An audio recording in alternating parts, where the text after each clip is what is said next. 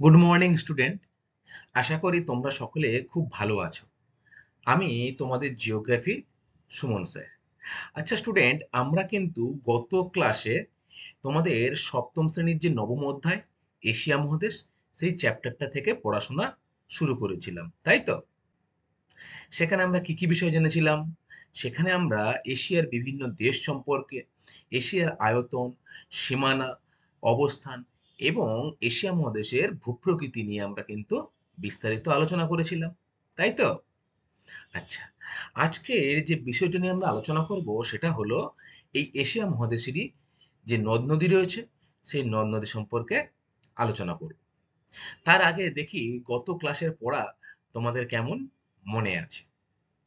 আচ্ছা, কেউ বলতো পৃথিবীর সবথেকে বৃহত্তম মহাদেশ এবং সবথেকে বেশি জনবহুল মহাদেশ কোনটি? ভেরি গুড, এশিয়া মহাদেশ, তাই না? আচ্ছা, এশিয়া মহাদেশেই কিন্তু রয়েছে পৃথিবীর সর্বোচ্চ শৃঙ্গ। তার নাম কি তোমরা বলতে পারবে? ভেরি গুড, খুব ভালো বলেছো যে হিমালয় পর্বতমালার মাউন্ট এভারেস্ট হলো এশিয়ার উচ্চতম শৃঙ্গ তথা পৃথিবীরও কিন্তু উচ্চতম শৃঙ্গ এই মাউন্ট এভারেস্ট, তাই তো? আচ্ছা, বলো তো স্টুডেন্ট, পৃথিবীর ছাদ কাকে বলা হয়? পৃথিবীর ছাদ বলা হয় পামির মালভূমিকে। এবারে বলো যে বৃহত্তম হ্রদ, সেই বৃহত্তম হ্রদ এশিয়ার, তার নাম কি? কাস্পিয়ান সাগর। ভেরি গুড, এই তো তোমরা খুব ভালো বলছো উত্তর। এবারে বলো এই যে এশিয়া মহাদেশ আর ইউরোপ মহাদেশ দুটো আলাদা মহাদেশ, এই দুটি মহাদেশকে বিচ্ছিন্ন করেছে কে বা আলাদা করেছে কে?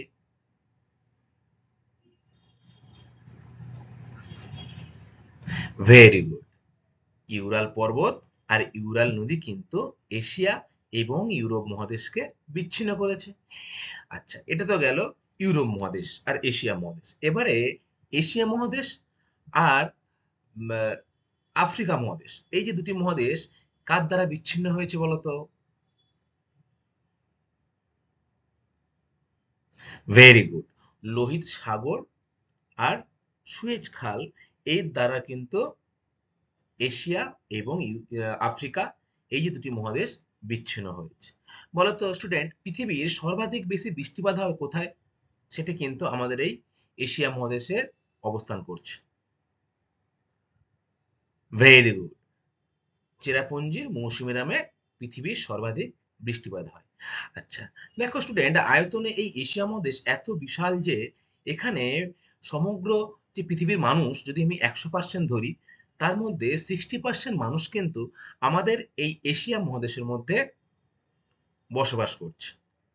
হুম, তাহলে এশিয়া মহাদেশের অনেকগুলি দেশ কিন্তু রয়েছে। তার মধ্যে ভারত, পাকিস্তান, চীন, রাশিয়া, ইরাক, ইরান, বিভিন্ন দেশ কিন্তু রয়েছে। তোমরা আমাকে বলো যে এই যে দেশের নামগুলো বললাম আমি, টোটাল বা সর্বমোট কতগুলি দেশ রয়েছে এই এশিয়া মহাদেশ? ভেরি গুড, 48টি কিন্তু দেশ রয়েছে এই এশিয়া মহাদেশে। এবং এই এশিয়া মহাদেশকে কিন্তু চরম বৈশিষ্ট্যের মহাদেশ বলা হয়। কেন বলা হয় জানো? এর কারণ হলো এই মহাদেশে বিস্তীর্ণ সমভূমি অঞ্চল, বিরাট মালভূমি অঞ্চল এবং এই মহাদেশের মধ্যভাগে রয়েছে বিরাট পার্বত্য অঞ্চল। এর নিজস্ব কিন্তু কিছু বৈশিষ্ট্য রয়েছে, যে বৈশিষ্ট্যগুলো কিন্তু অন্যান্য মহাদেশের ক্ষেত্রে লক্ষ্য করা যায় না। তাই এশিয়া মহাদেশকে কিন্তু আমরা বলবো চরম বৈশিষ্ট্যের মহাদেশ। আচ্ছা, এবার বলো তো আমাকে যে এশিয়া মহাদেশের যে হিমালয় পর্বতমালা রয়েছে এবং কুয়েনলুন পর্বতমালা রয়েছে, এই পর্বতমালা মাঝখানের অংশটা কি? মাঝের অংশটা কিন্তু হলো তিব্বত মালভূমি। মনে রাখবে যে হিমালয় আর কুয়েনলুন, মাঝখানে রয়েছে তিব্বত মালভূমি।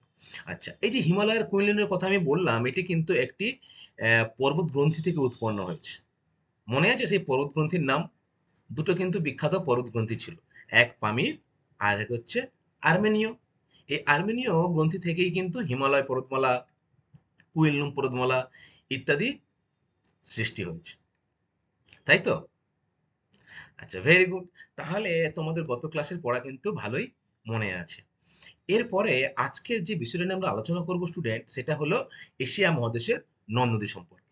তাহলে চলো আজকের ক্লাসটা আমরা শুরু করি। দেখো, এশিয়া মহাদেশের নদ নদী, আমরা যখন ভূপ্রকৃতি পড়েছিলাম তখন কিন্তু জেনেছিলাম যে এশিয়া মহাদেশের মধ্যভাগের উচ্চ পার্বত্য ভূমি শুধুমাত্র এশিয়া মহাদেশের নয়, কিন্তু পৃথিবীর সর্বপ্রধান জলবিভাজিকা, তাই না? কারণ এইখানে যে পার্বত্য অঞ্চল রয়েছে সেই পার্বত্য অঞ্চল থেকে প্রচুর নদীর কিন্তু সৃষ্টি হয়েছে। মধ্য এশিয়ায় এই অঞ্চল থেকে পৃথিবীর সব থেকে বেশি নদী উৎপন্ন হয়েছে এবং ভূমির ঢাল অনুসারে কিন্তু সেই নদী বিভিন্ন দিকে বয়ে গিয়ে বিভিন্ন সাগর, উপসাগর বা হ্রদে এসে কিন্তু পড়েছে। দেখো, তোমরা ছবি দেখলে বুঝতে পারবে এই মাঝখানের অংশটা কিন্তু হলো পার্বত্য অঞ্চল। আর এই পার্বত্য অঞ্চল থেকে অসংখ্য নদীর সৃষ্টি হয়েছে। নদীর সৃষ্টি হওয়ার পর নদীগুলির ঢাল অনুযায়ী, অর্থাৎ যদি উত্তর দিকে ঢাল থাকে সৃষ্টি হওয়ার পর, তাহলে সেই নদী কিন্তু উত্তর দিকে বয়ে গেছে। আবার যদি যদি নদীর সৃষ্টি হওয়ার পর তার ঢালটা দক্ষিণ দিকে হয়, তাহলে সেই নদী কিন্তু আবার দক্ষিণ দিকে বয়ে গেছে। এইভাবে ভূমির ঢাল অনুসারে কিন্তু বিভিন্ন সাগর, উপসাগর এবং হ্রদের সাথে কিন্তু গিয়ে এই নদীগুলি মিশেছে। তাহলে তোমরা মনে রাখবে যে পার্বত্য অঞ্চল, যে মধ্যভাগের পার্বত্য অঞ্চল, সেখান থেকে পৃথিবীর সব থেকে বেশি নদী কিন্তু এই এশিয়া মহাদেশে সৃষ্টি হয়েছে। ঠিক আছে? এবারে দেখো, দক্ষিণের মালভূমি অঞ্চলেও কিন্তু অনেক নদী উৎপন্ন হয়েছে, তবে এরা অপেক্ষাকৃত ছোট নদী। সব থেকে বড় যে নদীগুলি রয়েছে সেগুলি কিন্তু এই পার্বত্য অঞ্চল থেকে সৃষ্টি হয়েছে এবং বহু দূর পথ এরা কিন্তু ভূমির ঢাল অনুসারে বয়ে গেছে। এছাড়া দক্ষিণের যে মালভূমি অঞ্চল রয়েছে, দক্ষিণের মালভূমি অঞ্চলগুলো কি মনে আছে তোমাদের? এই যে দাক্ষিণাত্য মালভূমি অঞ্চল, তারপরে এইদিকে আরবের এদিকে রয়েছে ইন্দোচীন মালভূমি অঞ্চল। এই মালভূমি অঞ্চল থেকেও কিন্তু অসংখ্য নদীর সৃষ্টি হয়েছে, তবে এই নদীগুলো কিন্তু অপেক্ষাকৃত ছোট নদী, আয়তনে এত বিশাল নয়। আচ্ছা, এবার আমরা দেখব এশিয়া মহাদেশের নদ নদীর শ্রেণীবিভাগ। দেখো, আমরা কি জানলাম? জানলাম যে নদীগুলি পার্বত্য অঞ্চলে সৃষ্টি হওয়ার পর ভূমির ঢাল অনুসারে কিন্তু বিভিন্ন দিকে বয়ে গেছে, তাই তো? এই যে বয়ে যাওয়া বা প্রবাহ হওয়া, এই প্রবাহ পথের দিক অনুসরণ করে কিন্তু এশিয়ার নদীগুলোকে মূলত 5টি প্রধান ভাগে ভাগ করা যায়। সেটি কি কি? তোমাদের কিন্তু বইতে রয়েছে উত্তর দিকে প্রবাহিত নদী, অর্থাৎ সেটি কিন্তু হলো উত্তর বাহিনী নদী। দক্ষিণ দিকে প্রবাহিত নদী কিন্তু হলো দক্ষিণ বাহিনী নদী। পূর্ব দিকে প্রবাহিত নদী হলো পূর্ব বাহিনী নদী এবং পশ্চিম দিকে প্রবাহিত নদীগুলি হলো পশ্চিম বাহিনী নদী। এবং 5 নম্বর দেখো, রয়েছে অন্তর্বাহিনী নদী। অন্তর্বাহিনী নদী কি জানো তোমরা? অন্তর্বাহিনী নদী কাকে বলে? তোমরা কিন্তু নদী পড়ার সময় এটা জেনেছিলে। বলো তো, অন্তর্বাহিনী নদী কাকে বলে? Very good. যে নদী কোনো একটি দেশের মধ্যে সৃষ্টি হয়ে সেই দেশের মধ্যেই যদি তার শেষ হয় বা পতিত হয় কোনো জলাশয় বা কোনো হ্রদে, সেই নদীকে আমরা বলবো অন্তর্বাহিনী নদী। ভারতের একটি কিন্তু বিখ্যাত অন্তর্বাহিনী নদী রয়েছে, তার নামটা বলে ফেলো। Very good. লুনি হলো ভারতের অন্তর্বাহিনী নদী। দেখো, এখানে তোমরা ম্যাপটিকে যদি লক্ষ্য রাখো, মাঝখানে দেখো এই পার্বত্য অঞ্চল থেকেই কিন্তু নদীগুলোকে ভাগ করা হচ্ছে। অর্থাৎ এর উত্তর দিকে যে অংশটা, সেখানে যে নদীগুলো রয়েছে সেগুলো উত্তরবাহিনী নদী বলছি। যেমন সেখানে রয়েছে ওপ, তারপরে রয়েছে তোমার ইলিশি নদী, ইত্যাদি নদীগুলো কিন্তু রয়েছে উত্তরবাহিনী নদী। এবং দক্ষিণ বাহিনী নদী কোনগুলো? যেগুলো কিন্তু এই পার্বত্য অঞ্চলের পর থেকে দক্ষিণ দিকে অর্থাৎ নিচের দিকে অগ্রসর হয়েছে, সেইগুলোকে আমরা বলবো কিন্তু দক্ষিণ বাহিনী নদী। এর মধ্যে উল্লেখযোগ্য হলো আমাদের গঙ্গা নদী, ব্রহ্মপুত্র নদী, সিন্ধু নদী, টাইগ্রিস, ইউফ্রেটিস নদী কিন্তু খুবই গুরুত্বপূর্ণ দক্ষিণ বাহিনী নদী। পূর্ব বাহিনী নদী কিন্তু রয়েছে চীনের দিকে। চীন রয়েছে আমাদের পূর্ব দিকে, তাই তো? উত্তর পূর্ব দিকে রয়েছে। সেই উত্তর পূর্বে যে নদীগুলো রয়েছে তার মধ্যে উল্লেখযোগ্য হলো সিকিয়াং নদী, ইয়াংশি নদী। হুম, এই নদীগুলো কিন্তু খুবই গুরুত্বপূর্ণ। এবং পশ্চিম বাহিনী নদী, যে নদীগুলো রয়েছে পশ্চিম দিকে, তাই না? পশ্চিম দিকে প্রবাহিত হয়ে কিন্তু সেই নদীগুলি কোনো সাগর, উপসাগর বা জলাশয়ে মিশেছে। ভারতের কিন্তু দুটি পশ্চিম বাহিনী নদী রয়েছে। কে কি মনে আছে? মনে নেই। এক হলো নর্মদা আর দুই তাপ্তি নদী। এই দুটো হলো কিন্তু পশ্চিম বাহিনী নদী। এবারে আমরা এই যে উত্তরবাহিনী নদী সম্পর্কে পড়লাম, এই উত্তরবাহিনী নদী সম্পর্কে কিন্তু আরো ডিটেলস আমাদের জানতে হবে। সেই নদীগুলি কোথায় পতিত হয়েছে, ধরো ওব নদী কোথায় পতিত হয়েছে বা কোথায় উৎপন্ন হয়েছে, তার বিস্তার কতটা, সেই সম্পর্কে কিন্তু আমরা বিস্তারিত জানবো। দেখো, এই প্রথমেই রয়েছে এশিয়ার উত্তর দিকে প্রবাহিত নদী। এশিয়া মহাদেশের মধ্যভাগের সুবিস্তৃত ও সুউচ্চ পার্বত্য অঞ্চল থেকে অনেক নদী উৎপন্ন হয়েছে। এদের মধ্যে কয়েকটি নদী ভূমির ঢাল অনুসরণ করে উত্তর দিকে সাইবেরিয়ার সমভূমির উপর দিয়ে কিন্তু প্রবাহিত হয়ে একেবারে উত্তরে যে উত্তর সাগর রয়েছে সেখানে পতিত হয়েছে। এশিয়া মহাদেশের এইসব উত্তরবাহিনী নদীগুলির মধ্যে উল্লেখযোগ্য কয়টি নদী হলো ওব, লেনা আর হচ্ছে ইনিশি। তাহলে কি বললাম, যে উত্তর বাহিনীর তিনটি গুরুত্বপূর্ণ নদী কিন্তু হলো ওব নদী, লেনা নদী আর হচ্ছে ইনিশি নদী। চলো এই নদীগুলি সম্পর্কে এবার আমরা জানবো। দেখো, প্রথমে রয়েছে কিন্তু ওব নদী। ওব নদীটা কোথায় আগে ম্যাপে দেখে নাও তোমরা। এটি হলো সমগ্র এশিয়া মহাদেশের নদীর চিত্র। ঠিক উপরের দিকে অর্থাৎ এই অংশতে উত্তর দিকে কিন্তু রয়েছে, দেখো এই যে এই নদীটির নাম কি? এই নদীটির নাম হলো কিন্তু ওব নদী। ওব নদী আলতাই পর্বত থেকে উৎপন্ন হয়েছে এবং ওব উপসাগরে গিয়ে পতিত হয়েছে। তাহলে ওব নদী কোথায় উৎপন্ন হয়েছে? আলতাই পর্বত থেকে, এবং পতিত হয়েছে কিন্তু ওব উপসাগরে। এর প্রধান উপনদী হলো কিন্তু ইটিস। তাহলে ওব নদীর প্রধান উপনদীর নাম কি? ইটিস। এই ওব নদীর দৈর্ঘ্য হলো ৩৬৫০ কিলোমিটার। তাহলে উত্তরবাহিনী নদীর মধ্যে আমরা প্রথমে পড়লাম ওব নদী, তাই তো? এরপরে ২ নম্বর দেখা রয়েছে লেনা নদী। লেনা নদীটা কোথায় স্টুডেন্ট? দেখো ম্যাপে, দেখতে পেয়েছো? এই যে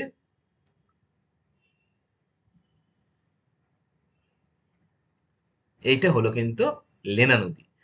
লেনা নদী বৈকাল হ্রদের কাছ থেকে কিন্তু উৎপন্ন হয়েছে। এই যে এই যে হ্রদটা রয়েছে এটা কিন্তু হচ্ছে বৈকাল হ্রদ। এই বৈকাল হ্রদের কাছ থেকে এই লেনা নদীটি উৎপন্ন হয়ে ভূমির ঢাল অনুসরণ করে আরো উত্তর দিকে কিন্তু বয়ে গেছে। বয়ে গিয়ে লাক্ষাদ্বীপ উপসাগরে কিন্তু পতিত হয়েছে এই লেনা নদী। এর প্রধান উপনদী হলো ভিটিমি ও অন্ডাল। তাহলে লেমিনী নদীর, লেনা নদীর দুটো উপনদী হলো ভিটিম ও অন্ডাল। লেনা নদীর দৈর্ঘ্য ৪,২৭০ কিলোমিটার। তাহলে বুঝতে পারছো অনেকটা পথ কিন্তু এই অতিক্রম করে লেনা নদী।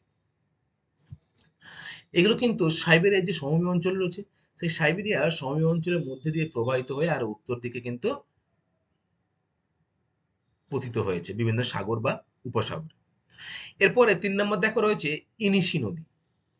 ইনিশি নদী সায়ান পর্বত থেকে উৎপন্ন হয়েছে এবং ইনিশি উপসাগরে পড়েছে। এর প্রধান উপনদী হলো টঙ্গুস্কা। তাহলে ইনিশি নদীর প্রধান উপনদীর নাম কি? টঙ্গুস্কা। ম্যাপে তোমরা দেখো এই যে অঞ্চলটা রয়েছে, এই যে নদীটা রয়েছে, এটা হলো ইনিশি নদী, এবং এর থেকে দেখো একটা নদীর সৃষ্টি হয়েছে। এই ইনিশি নদী থেকে একটা নদীর সৃষ্টি হয়েছে টঙ্গুস্কা। এই টঙ্গুস্কা নদী হলো কিন্তু ইনিশি নদীর কি? প্রধান উপনদী, তাই তো? আচ্ছা, দেখো ইনিশি নদীর দৈর্ঘ্য কিন্তু হলো ৫,৫৮০ কিলোমিটার। তাহলে আমাকে বলো তোমরা, যে এই যে উত্তরবাহিনী নদীগুলো আমরা পড়লাম, এই উত্তরবাহিনী নদীগুলির মধ্যে সব থেকে দীর্ঘতম নদী কোনটি?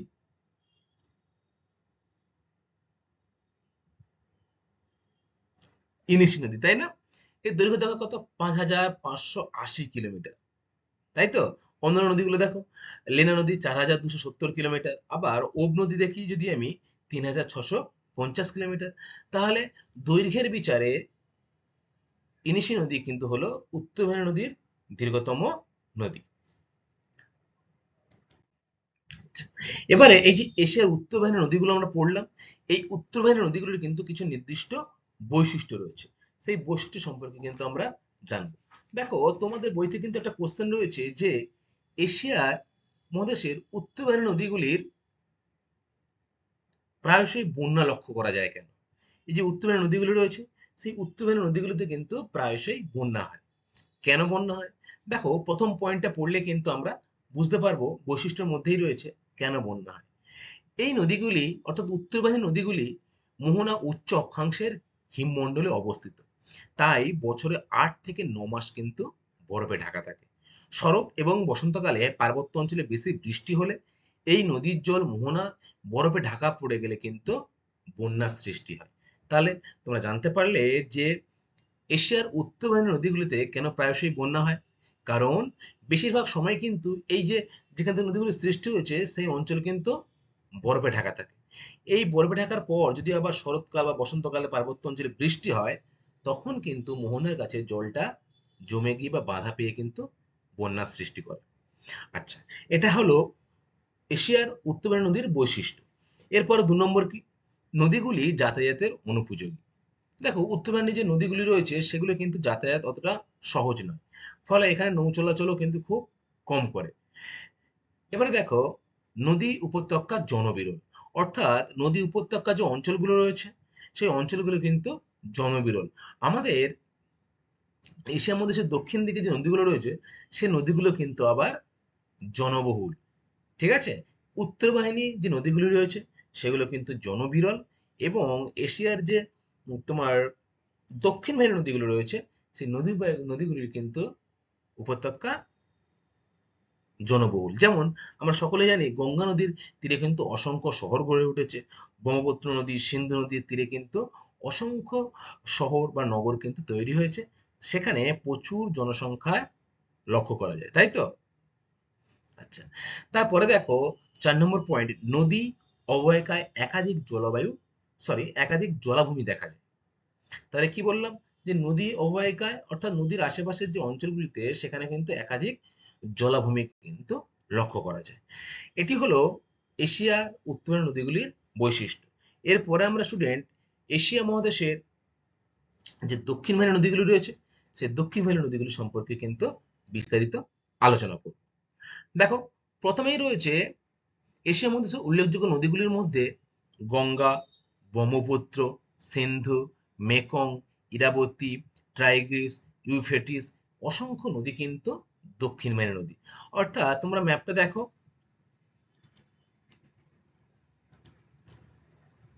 মধ্যভাগে পার্বত্য অঞ্চলের কিন্তু এখান থেকে অসংখ্য নদী সৃষ্টি হয়েছে। সৃষ্টি হয়ে দেখো নদীগুলো সব দক্ষিণ দিকে, এখান থেকে এদিকে। ব্রহ্মপুত্র নদী এখান থেকে এদিকে এসছে। গঙ্গা নদী এখান থেকে সৃষ্টি হয়ে নিচের দিকে এসছে, তাই না? তারপরে দেখো মেকং নদী, ইরাবতী নদী। আচ্ছা, এই যে নদীগুলো বললাম এই নদীগুলো কিন্তু সবই হলো দক্ষিণ বাহিনী নদী, অর্থাৎ দক্ষিণ দিকে কিন্তু প্রবাহিত হয়েছে। প্রথমে আমরা দেখব দক্ষিণ বাহিনী নদীগুলির মধ্যে গঙ্গা নদী। আচ্ছা, বলো তো কি আমাকে, যে ভারতবর্ষের প্রধান নদীর নাম কি? ভেরি গুড, গঙ্গা নদী। তাহলে তোমরা কিন্তু নদী পড়ার সময় পড়ে এসেছিলে যে গঙ্গা নদীর গতিপথ সম্পর্কে, তাই না? অর্থাৎ গঙ্গা নদী কোথায় সৃষ্টি হয়েছে এবং তার প্রবাহ করে এসে সেই নদী কোথায় গিয়ে মিশেছে সেই সম্পর্কে কিন্তু তোমাদের ধারণা অলরেডি আছে, তাই তো? তাহলে বলো আমাকে যে গঙ্গা নদী কোথায় সৃষ্টি হয়েছে বা উৎপন্ন হয়েছে? গঙ্গা নদী কিন্তু গঙ্গোত্রী হিমবাহের গোমুখ গুহা থেকে উৎপন্ন হয়েছে এবং সেটা দক্ষিণ পূর্ব দিকে প্রবাহিত হয়ে মোহনার কাছে বঙ্গোপসাগরের যে অংশ রয়েছে সেই বঙ্গোপসাগরে কিন্তু এসে মিশেছে। তাহলে তোমরা কি জানলে? যে গঙ্গা নদী কিন্তু গঙ্গোত্রী হিমবাহ থেকে উৎপন্ন হয়ে দক্ষিণ পূর্ব দিকে প্রবাহিত হয়ে কিন্তু বঙ্গোপসাগরে এসে পড়েছে। গঙ্গার কিন্তু অসংখ্য নদী রয়েছে, উপনদী রয়েছে।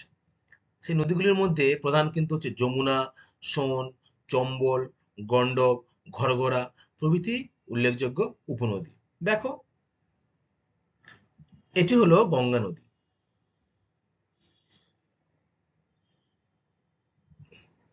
এই গঙ্গা নদী কিন্তু মোহনার কাছে ব্রহ্মপুত্র নদী এসে সাথে কিন্তু মিলিত হয়েছে এবং এর দুজনের মিলিত প্রবাহ বাংলাদেশের মধ্যে দিয়ে প্রবাহিত হয়ে বঙ্গোপসাগরে পতিত হয়েছে। গঙ্গা নদীর দৈর্ঘ্য হলো 2510 কিলোমিটার। তাহলে তোমরা কি মনে রাখবে? যে গঙ্গা নদী কোথায় উৎপন্ন হয়েছে? কোথায় পতিত হয়েছে এবং গঙ্গা নদীর দৈর্ঘ্য কত? 2510 কিলোমিটার। এরপরে আমরা দেখব ব্রহ্মপুত্র নদী। দেখো ব্রহ্মপুত্র নদীও কিন্তু এশিয়ার একটি দক্ষিণ বাহিনী বা দক্ষিণ দিকে প্রবাহিত একটি নদীর উদাহরণ। ব্রহ্মপুত্র নদী কিন্তু তিব্বতের মানস সরোবরের কাছে উৎপন্ন লাভ হয়েছে এবং সেখান থেকে সেটি পূর্ব দিকে প্রবাহিত হয়ে গিয়ে হিমালয়ের পূর্ব সীমান্ত এসে দক্ষিণ দিকে প্রবাহিত হয়ে বঙ্গোপসাগরে এসে পতিত হয়েছে। তাহলে তোমরা বলো যে ব্রহ্মপুত্র নদী কোথায় উৎপন্ন হয়েছে? ভেরি গুড, তিব্বতের মানস সরোবরের কাছে কিন্তু এই ব্রহ্মপুত্র নদীটি উৎপন্ন হয়েছে। এই নদীর দৈর্ঘ্য হলো 2580 কিমি। দেখো এই নদী যেখানে উৎপন্ন হয়েছে সেইখানে কিন্তু এই নদীর নাম ব্রহ্মপুত্র নয়, সেইখানে কিন্তু এই অঞ্চলের নদীর নাম কিন্তু হচ্ছে সাংপো। দেখো এই যে নদীটা, এটাই কিন্তু হলো ব্রহ্মপুত্র নদী, তাই তো? দেখো এই নদীটি কিন্তু তিব্বতের মানস সরোবরের কাছে উৎপন্ন হয়েছে, উৎপন্ন হয়ে পূর্ব দিকে প্রবাহিত হয়েছে, পূর্ব দিকে প্রবাহিত হয়ে হিমালয়ের পূর্ব সীমান্ত এসে আবার দক্ষিণ দিকে প্রবাহিত হয়ে নিচে যে বঙ্গোপসাগর রয়েছে সেই বঙ্গোপসাগরে পতিত হয়েছে। আর এই নদীর দৈর্ঘ্য কত বললাম স্টুডেন্ট আমি? যে 2850 কিমি। আচ্ছা, এরপরে দেখো সিন্ধু নদী। দেখো আমরা যখন এই এশিয়া মহাদেশ পড়া শুরু করেছিলাম তখন কিন্তু আমরা দেখেছিলাম যে এই এশিয়া মহাদেশ ছিল সভ্যতার আঁতুড়ঘর, তাই না? সেখানে এই সিন্ধু নদীকে কেন্দ্র করে কিন্তু অনেক পুরনো সভ্যতা গড়ে উঠেছিল। বলতো তেমন দুটি সভ্যতার নাম কি? ভেরি গুড, হরপ্পা সভ্যতা, মহেঞ্জোদারো সভ্যতা কিন্তু এই সিন্ধু নদীকে কেন্দ্র করে গড়ে উঠেছিল। আমরা পড়েছিলাম কি যে নদীমাতৃক সভ্যতা, তাই তো?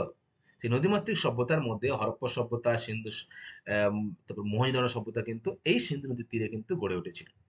তাহলে এই সিন্ধু নদী কিন্তু তিব্বতের মানস সরোবরের কাছ থেকেই উৎপন্ন হয়েছে, ঠিক আছে? এবং পশ্চিম দিকে প্রবাহিত হয়ে এবং পরে দক্ষিণ দিকে বেঁকে গিয়ে কিন্তু আরব সাগরে পতিত হয়েছে। দেখো এপারটা রয়েছে কিন্তু বঙ্গোপসাগর আর এদিকে রয়েছে দেখো আরব সাগর। নদীটি এখানে সৃষ্টি হয়েছে, সৃষ্টি হওয়ার পর উৎপন্ন লাভ হওয়ার পর কিছুটা কিন্তু পশ্চিম দিকে প্রবাহিত হয়েছে, তাই না? পশ্চিম দিকে প্রবাহিত হওয়ার পর আবার সেখান থেকে নদীটি দক্ষিণ দিকে প্রবাহিত হয়ে কিন্তু কোথায় পড়েছে? আরব সাগরে পড়েছে, তাই না? এই সিন্ধু নদীরই বেশিরভাগ অংশ কিন্তু পাকিস্তানে রয়েছে। সিন্ধু নদীর অসংখ্য কিন্তু উপনদী রয়েছে, তার মধ্যে শতদ্রু, বিপাশা, চন্দ্রভাগা, ইরাবতী এগুলো কিন্তু গুরুত্বপূর্ণ। সিন্ধু নদীর দৈর্ঘ্য কিন্তু 2880 কিলোমিটার। তাহলে সিন্ধু নদীর দৈর্ঘ্য কত? 2880 কিলোমিটার। এরপরে আমরা দেখবো স্টুডেন্ট মেকং নদী। এই মেকং নদীও কিন্তু একটি দক্ষিণ বাহিনী নদীর উদাহরণ। চীন সাধারণতন্ত্র অন্তর্গত কুয়েনলুন পর্বতের দক্ষিণ দিকে ইয়াংশিকিয়াং নদীর উৎসের কাছ থেকেই কিন্তু এই নদীটিরও সৃষ্টি হয়েছে। তাহলে কোথায় সৃষ্টি হয়েছে? দেখো তোমাদের ম্যাপে এই হচ্ছে মেকং নদী, যেখানে এই ইয়াং সিকিয়াং নদীর উৎপত্তি হয়েছে, যেখানে এই সিকিয়াং নদীর উৎপত্তি হয়েছে ঠিক তার পার্শ্ববর্তী অঞ্চলেই কিন্তু এই মেকং নদীর উৎপন্ন হয়েছে। উৎপন্ন হয়ে নদীটি কিন্তু নিচের দিকে অর্থাৎ দক্ষিণ দিকে প্রবাহিত হয়ে দক্ষিণ চীন সাগরে কিন্তু পতিত হয়েছে। দেখো এই যে দক্ষিণ চীন সাগর, এই দক্ষিণ চীন সাগরে কিন্তু এসে নদীটি পতিত হয়েছে। তাহলে আমরা কি কি পড়লাম? নদী গঙ্গা, ব্রহ্মপুত্র, সিন্ধু নদী, মেকং নদী, তাই তো? এরপরে রয়েছে টাইগ্রিস নদী আর ইউফ্রেটিস নদী। এরপরে দেখো ইরাবতী নদী। দেখো ইরাবতী নদী কিন্তু মায়ানমারের উত্তরে ইউনান মালভূমি অঞ্চল থেকে উৎপন্ন হয়েছে এবং দক্ষিণ দিকে প্রবাহিত হয়ে মার্তামান উপসাগরে কিন্তু পতিত হয়েছে। দেখো এই যে ইরাবতী নদী,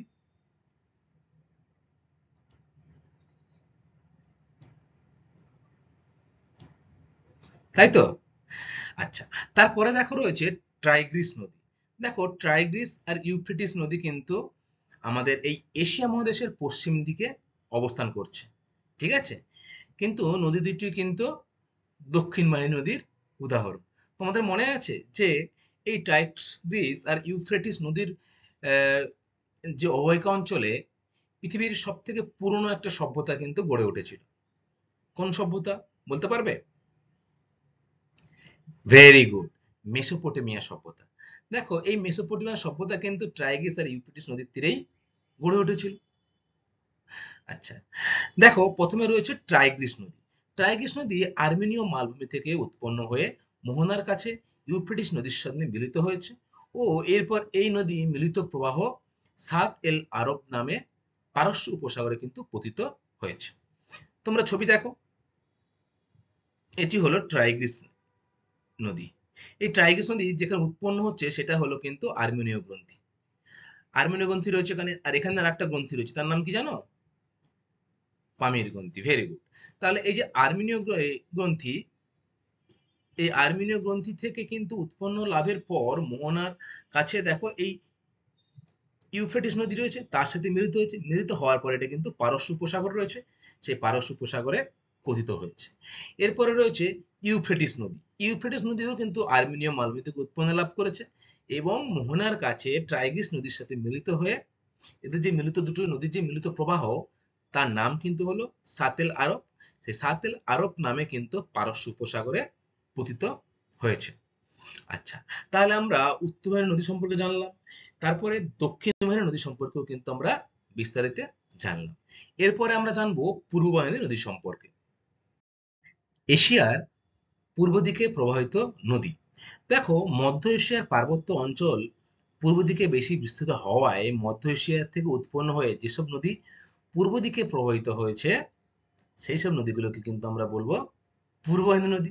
এই নদীগুলি পর্বতের বাঁধার ফলে তারা অনেক সময় বহুদূর পর্যন্ত এঁকে বেঁকে দীর্ঘ পথ অতিক্রম করে কিন্তু সমভূমিতে এসে পতিত হয়েছে। দেখো নদীটা কিন্তু পর্বতের উপরেই সৃষ্টি হচ্ছে এবং মাঝখানে পর্বতের বাঁধা পড়ার ফলে বহুদূর পর্যন্ত পথ কিন্তু এই পূর্ব বাহিনী নদীগুলো এঁকে বেঁকে যাচ্ছে এবং শেষে কিন্তু সমভূমি অঞ্চলের মধ্যে দিয়ে আহ, বিস্তার লাভ করে প্রশান্ত মহাসাগরের পশ্চিম দিকে বিভিন্ন সাগর, উপসাগর বা প্রণালীতে এসে পড়েছে। এইসব নদীগুলির মধ্যে গুরুত্বপূর্ণ নদীগুলো হলো ইয়াংসি, হুয়াংহো, আমুর, সেকিয়াং প্রভৃতি নদী। তাহলে আমরা কি জানলাম? জানলাম যে এশিয়ার যে পূর্ব দিকের নদী সেগুলোর দৈর্ঘ্য কিন্তু যথেষ্টই দীর্ঘ, তাই তো? তাহলে আমরা চলো দেখে নেই কোন কোন নদী এশিয়ার পূর্ব দিকে প্রবাহিত হচ্ছে। প্রথমে আমরা দেখব ইয়াংসি নদী। এই ইয়াংসি নদী কিন্তু হলো এশিয়ার দীর্ঘতম নদী এবং পৃথিবীর তৃতীয় দীর্ঘতম নদী। আচ্ছা, তাহলে বলো তো পৃথিবীর দীর্ঘতম নদীর নাম কি? এটা তো হলো এশিয়ার দীর্ঘতম নদী ইয়াংসি। পৃথিবীর দীর্ঘতম নদীর নাম কি? ভেরি গুড, নীলনদ হলো পৃথিবীর দীর্ঘতম নদী এবং এই ইয়াংসি নদী কিন্তু দীর্ঘতম দিক দিয়ে পৃথিবীতে তৃতীয়। এর দৈর্ঘ্য কত জানো? এর দৈর্ঘ্য হলো 5,530 কিলোমিটার। ইয়াংসি নদীটি কুয়েনলুন পর্বতের দক্ষিণ দিক থেকে উৎপন্ন হয়েছে। উৎপন্ন হওয়ার পর প্রথমে কিন্তু অনেক দূর পর্যন্ত দক্ষিণ পূর্ব দিকে প্রবাহিত হয়েছে। তারপর পার্বত্য অঞ্চলে বাধাপ্রাপ্ত হয়ে এই ইয়াংসি নদীটি পূর্ব দিকে প্রবাহিত হয়েছে এবং শেষে গিয়ে চীন সাগরে পতিত হয়েছে। দেখো ছবিতে এই যে কুয়েনলুন পর্বতের কাছে কিন্তু এখানে ইয়াংসি নদীটি উৎপন্ন হয়েছে। উৎপন্ন হওয়ার পর পূর্ব দিকে প্রবাহিত হয়ে এই যে চীন সাগর রয়েছে এখানে, এই চীন সাগরে কিন্তু পতিত হয়েছে। এই নদীর তীরে স্বর্ণরেণু পাওয়া যায়, তাই এই ইয়াংসি নদীকে বলা হয় স্বর্ণ রেণুর নদী। তাহলে তোমরা কিন্তু খুব ভালো করে মনে রাখবে এটা, যে অনেকবার পরীক্ষায় আসে যে স্বর্ণরেণুর নদী কাকে বলা হয়। তোমরা কি উত্তর দেবে? যে ইয়াংসি নদীকে স্বর্ণরেণুর নদী বলা হয়। এরপরে রয়েছে দেখো হুয়াংহো নদী। হুয়াংহো নদীটি কুইনলুন পর্বতের দক্ষিণ-পূর্ব দিক থেকে উৎপন্ন হয়েছে। প্রায় একই জায়গা থেকে কিন্তু এই নদী দুটি উৎপন্ন হয়েছে, ইয়াংসি এবং হুয়াংহো। এবারে উত্তর-পূর্ব দিকে বহুদূর প্রভাবিত হওয়ার পরে পোহাই উপসাগরে কিন্তু এটি পতিত হয়েছে। হুয়াংহো নদী হলুদ রঙের পলিযুক্ত জল বহন করে, তাই একে বলা হয় পিত নদী। তাহলে তোমাদের যদি পরীক্ষায় প্রশ্ন আসে স্টুডেন্ট যে পিত নদী কাকে বলা হয়, তোমাদের উত্তরে কি হবে? হুয়াংহো নদী। এই হুয়াংহো নদীর দৈর্ঘ্য হচ্ছে 5460 কিলোমিটার। তাহলে স্টুডেন্ট আমরা কি দেখলাম? দেখলাম যে দুটো নদী কিন্তু অনেকটা জায়গা বা অনেকটা দীর্ঘতম রয়েছে, তাই না? আচ্ছা, এরপরে আরো দুটো কিন্তু পূর্ববাহিনী নদী রয়েছে।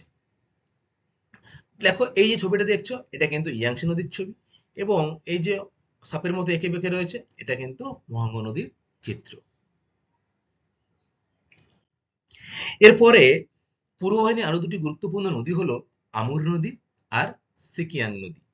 দেখো, আমুর নদীটি কিন্তু ইয়াবলনয় পর্বত থেকে উৎপন্ন হয়ে পূর্বতম সোভিয়েত ইউনিয়নের দক্ষিণ পূর্ব সীমানা থেকে কিন্তু পূর্ব দিকে প্রবাহিত হয়েছে, এবং শাখালিন দ্বীপের পশ্চিম দিকে সংকীর্ণ যে প্রণালী রয়েছে, সেই প্রণালীতে কিন্তু এই আমুর নদীটা পতিত হয়েছে। আমুর নদীর দুটি গুরুত্বপূর্ণ উপনদী হলো সিল্কা ও সুঙ্গারি। দেখো এই যে অংশটা, এটা কিন্তু হলো সংকীর্ণ প্রণালী, যেটা কিন্তু রয়েছে শাখালিন দ্বীপ। হুম, এই নদীটি কিন্তু পূর্ব দিকেই প্রবাহিত হয়েছে, এখান থেকে সৃষ্টি হওয়ার পর পূর্ব দিকেই কিন্তু প্রবাহিত হয়েছে। এবং তোমাদের ম্যাপে দেখো এই অংশটা কিন্তু হলো আমুর নদী। ঠিক আছে, আমুর নদীর দৈর্ঘ্য হলো 4440 কিলোমিটার। তাহলে আমুর নদীর দৈর্ঘ্য কত স্টুডেন্ট? আমুর নদীর দৈর্ঘ্য কিন্তু হলো 4440 কিলোমিটার। এরপরে দেখো লাস্টে রয়েছে সিকিয়াং নদী। সিকিয়াং নদীটি চীনের দক্ষিণ পূর্বে ইউনান মালভূমি থেকে উৎপন্ন হয়েছে এবং পূর্ব দিকে প্রবাহিত হয়ে কিন্তু চীন সাগরে পতিত হয়েছে। ম্যাপে এই নদীটা কিন্তু হলো সিকিয়াং নদী। দেখো এই সিকিয়াং নদীটি এখান থেকে উৎপন্ন হয়েছে, সেই জায়গাটার নাম হচ্ছে কি দক্ষিণ পূর্বে চীনের ইউনান মালভূমি। তাহলে কোন মালভূমি থেকে এই সিকিয়াং নদীর উৎপন্ন হয়েছে? ইউনান মালভূমি থেকে এই নদীটি উৎপন্ন হয়েছে এবং পূর্ব দিকে প্রবাহিত হয়ে যে চীন সাগর রয়েছে, সেই চীন সাগরে পতিত হয়েছে। নিচের এই ছবিটি কিন্তু হলো সেকিয়াং নদীর ছবি। আচ্ছা, এরপরে আমরা দেখবো স্টুডেন্ট এশিয়ার পশ্চিম দিকে প্রবাহিত দুটি গুরুত্বপূর্ণ নদী। দেখো, ভারতের নর্মদা নদী এবং তাপ্তি নদী কিন্তু এশিয়ার অন্যতম পশ্চিমবাহিনী নদী। অর্থাৎ এই নদীটি যেখান থেকে উৎপন্ন হয়েছে তারপর পশ্চিম দিকে প্রবাহিত হয়েছে। দেখো এই তাপ্তি রিভার এখানে উৎপন্ন হয়েছে, উৎপন্ন হয়ে কিন্তু পশ্চিম দিকে প্রবাহিত হয়ে এই আরব সাগরে পতিত হয়েছে। ঠিক তেমনি এই নর্মদা নদীও কিন্তু এখানে উৎপন্ন হয়ে পশ্চিম দিকে প্রবাহিত হয়ে আরব সাগরে পতিত হয়েছে। প্রথমে আমরা নর্মদা নদী সম্পর্কে বিস্তারিত জানব। নর্মদা নদী কিন্তু মহাকাল পর্বতের সর্বোচ্চ শৃঙ্গ যে অমরকণ্টক, সেখান থেকে উৎপন্ন লাভ হয়েছে, এবং উৎপন্ন লাভ হওয়ার পর এই নর্মদা নদী ভারতবর্ষের মধ্যপ্রদেশ, মহারাষ্ট্র, গুজরাটের মধ্যে দিয়ে প্রবাহিত হয়েছে। বিন্ধ্য পর্বত এবং সাতপুরা পর্বতে যে সংকীর্ণ গিরিপথ, সেই গিরিপথটা অতিক্রম করে গুজরাটের খাম্বাত উপসাগরে কিন্তু পতিত হয়েছে। গুজরাটের খাম্বাত উপসাগর কিন্তু এই আরব সাগরের একদম তীরবর্তী অঞ্চল। তাহলে নর্মদা নদীর উৎপত্তি কোথায় হয়েছে? ভারতের পশ্চিমবাহিনী নদী কিন্তু এই নর্মদা, তাই তো?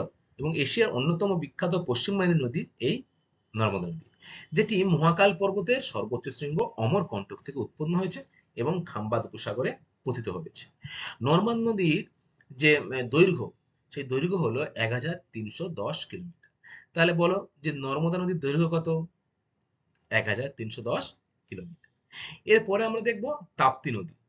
দেখো এই তাপ্তি নদী এবং নর্মদা নদী কিন্তু ভারতবর্ষের যে মধ্যভাগের অঞ্চল, সেই মধ্যভাগের অঞ্চলেই দুটি নদীর সৃষ্টি হয়েছে এবং পশ্চিম দিকে প্রবাহিত হয়েছে। তাপ্তি নদী ভারতের যে মহাদেব পর্বতের মুলতান, সেই মুলতাইয়ের কাছে কিন্তু প্রায় 770 মিটার উচ্চতা থেকে উৎপন্ন লাভ করেছে। সাতপুরা এবং অজন্তার মধ্যবর্তী সংকীর্ণ যে গিরিপথ রয়েছে, সেখান থেকে প্রবাহিত হয়ে সুরাটের কাছে গেছে খাম্বাত উপসাগরে পতিত হয়েছে।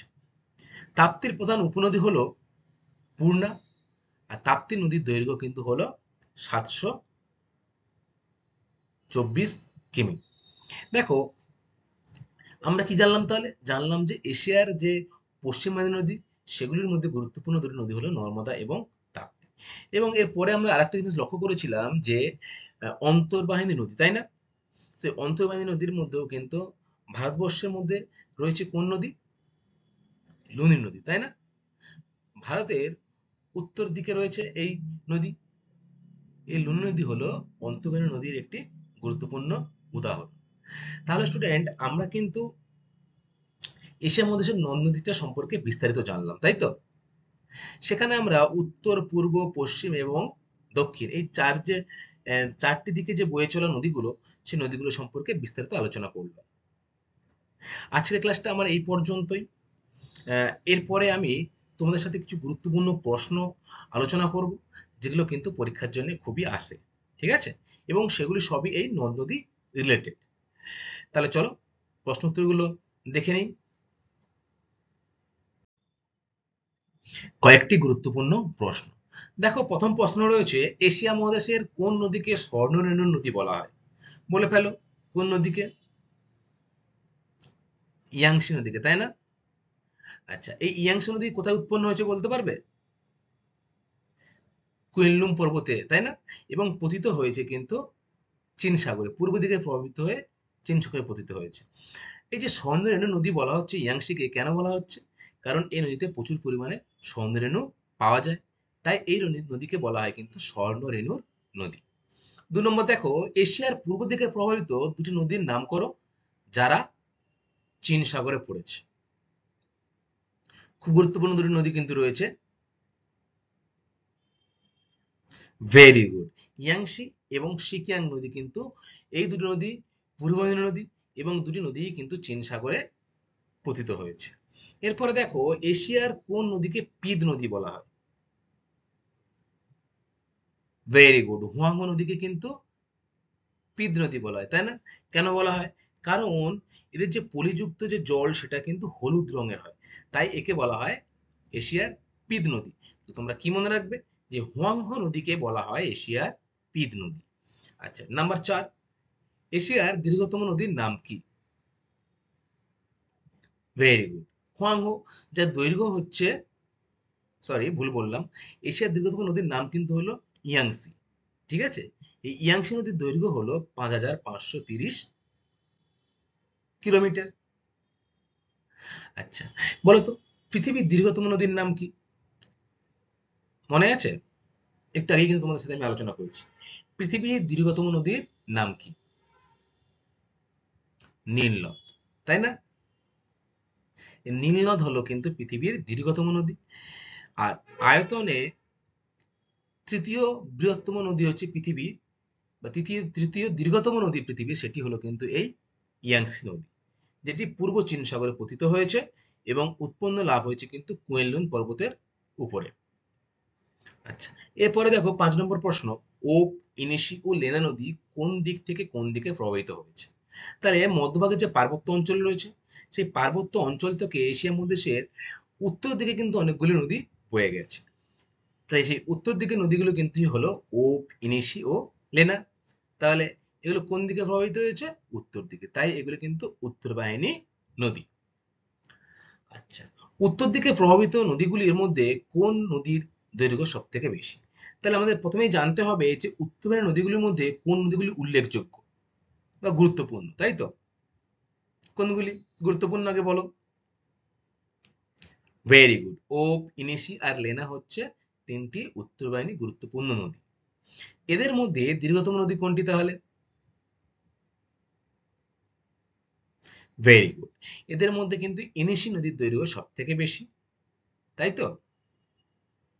আচ্ছা, এবার 7 নম্বর দেখো, এশিয়ার উত্তর বাহিনী নদীগুলোতে প্রায়শই বন্যা হয় কেন? কেন হয়? কারণ এশিয়ার এই যে উত্তর নদীগুলো সৃষ্টি হয়েছে যেখানে, সেখানে কিন্তু বছরে প্রায় বেশিরভাগ সময়, অর্থাৎ 7, 8, 9 মাস কিন্তু বরফে ঢাকা থাকে। ফলে এর পরে, পরে শীতের পরে যখন হেমন্ত বা বসন্ত আসে, তখন কিন্তু অতিরিক্ত মাত্রায় বৃষ্টি হলে এর যে মোহনা রয়েছে সেখানে জমে যায় জলটা, যার ফলে নদীর দুই কূলে কিন্তু বন্যা লক্ষ্য করা যায়। তাহলে তোমরা মনে রাখবে যে এশিয়ার কোন দিকে প্রবাহিত নদীগুলিতে প্রায় বন্যা দেখা যায়? তোমরা কি বলবে তাহলে? উত্তর বাহিনী নদীগুলোতে কিন্তু প্রায় বন্যা দেখা যায়, এবং কেন দেখা যায় সেটাও কিন্তু তোমরা বিস্তারিত জানলে। এরপরে 8 নম্বর রয়েছে এশিয়ার দক্ষিণ দিকে প্রবাহিত দুটি নদীর নাম করো। Very good. গঙ্গা নদী, ব্রহ্মপুত্র নদী, সিন্ধু নদী, ইরাবতী নদী, টাইগ্রিস নদী, ইউফ্রেটিস নদী, তাই না? অনেক নদী রয়েছে দক্ষিণ বাহিনী। এবার আমাকে বলো তো তোমরা, যে এশিয়ার এমন দুটি নদীর নাম বলো যেটা দক্ষিণ দিকে প্রবাহিত হয়ে বঙ্গোপসাগরে পতিত হয়েছে। Very good. গঙ্গা নদী আর ব্রহ্মপুত্র নদী, তাই না? আচ্ছা, বলো, ব্রহ্মপুত্র নদী উৎপত্তি কোথায় হয়েছে? পতিত হয়েছে তো বঙ্গোপসাগরে। উৎপত্তি কোথায় হয়েছে এই ব্রহ্মপুত্র নদীর? Very good. তিব্বতে মানস সরোবরের কাছে কিন্তু এই ব্রহ্মপুত্র নদীর উৎপত্তি হয়েছে, এবং পূর্ব দিকে প্রবাহিত হয়ে তারপরে আবার দক্ষিণ দিকে প্রবাহিত হয়ে সেই নদী কিন্তু বঙ্গোপসাগরে পতিত হয়েছে, তাই তো? আচ্ছা, বলতো, যে এশিয়া মহাদেশে পশ্চিম বাইরে দুটি নদীর উদাহরণ। ভারতেই রয়েছে দুটি নদী, কি কি? নর্মদা নদী আর তাপ্তি নদী, তাই তো? আচ্ছা, তাহলে ক্লাস আজকের আহ, এই পর্যন্তই তোমাদের সাথে আমার আলোচনা হলো। এর পরবর্তী ক্লাসে কিন্তু আমরা এই এশিয়া মহাদেশের জলবায়ু এবং স্বাভাবিক উদ্ভিদ যে রয়েছে, সেই জলবায়ু এবং স্বাভাবিক উদ্ভিদ সম্পর্কে আমরা বিস্তারিত আলোচনা করব। সকলকে অসংখ্য ধন্যবাদ ক্লাসটা মনোযোগ দিয়ে শোনার জন্য। Thank you class.